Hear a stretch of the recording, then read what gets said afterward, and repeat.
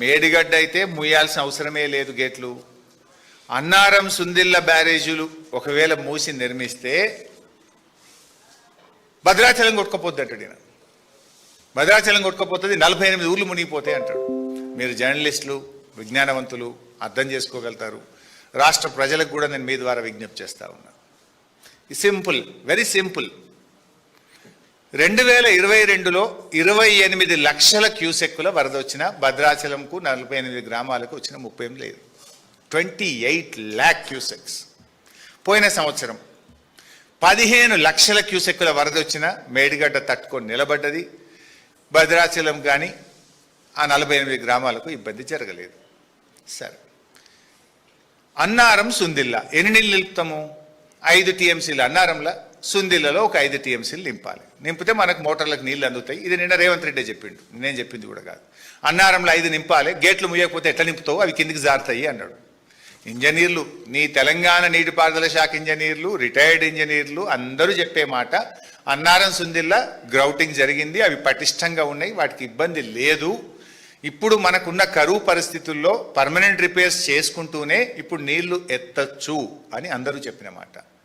5 టీఎంసీలు అన్నారం, 5 టీఎంసీలు సుందిల్లలో నింపితే 10 టీఎంసీలు. 10 టీఎంసీలు అంటే ఒక టీఎంసీకి 11,000 క్యూసెక్కులు. 10 టీఎంసీలు అంటే ఎంత? 1,11,000 క్యూసెక్కులు. 2 బ్యారేజీల్లో ఒకవేళ ఇబ్బంది వచ్చి 2 ఒకేసారి వస్తే కూడా ఎంత పోతాయి కిందికి?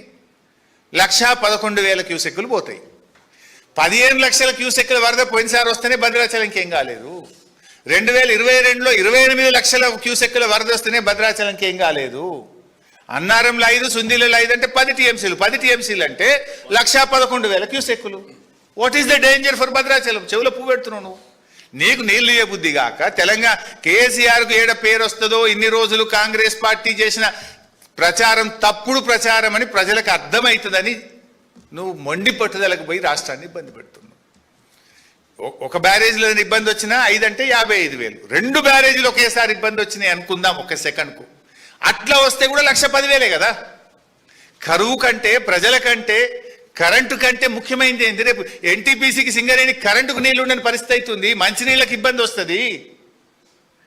నీ మొండితనం ఇందులో వైరు రాసిన రిటైర్డ్ ఇంజనీర్లు, they have return in this letter.